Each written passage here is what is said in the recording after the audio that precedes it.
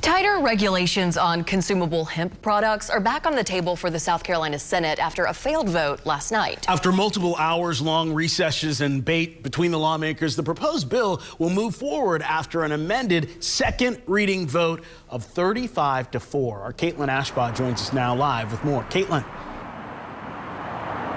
Hey, Sydney, Nigel. Well, lawmakers say if this bill does pass into law, they're calling it one of the most conservative on-site laws in the nation. And I'm going to reference some of my notes here. This just passed in the last hour or so. This would include changes to server training, caps on the amount and the types of drinks you can order when you're at a restaurant or a place that's similar in a public space. And it also includes penalties for selling products on Sundays. Another amendment to this bill includes the allowance of drinks or gummies to be sold in retail stores that have beer and wine licenses, but only behind the counter. It also allows pre-existing stock to be sold until November of this year if they're certified by the state.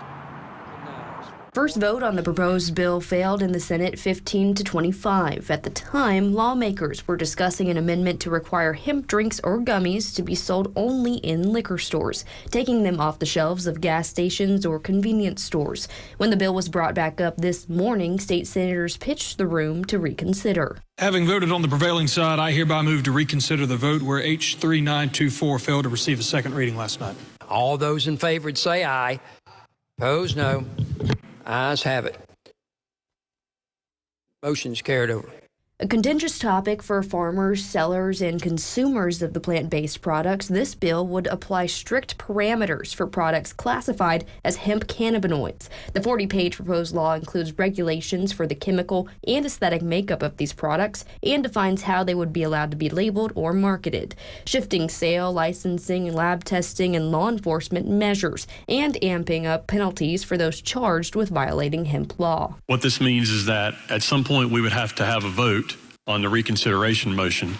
If that vote is successful, the bill would then be placed back on the calendar and we would have to get to it in some manner, but it does not come up immediately upon that vote.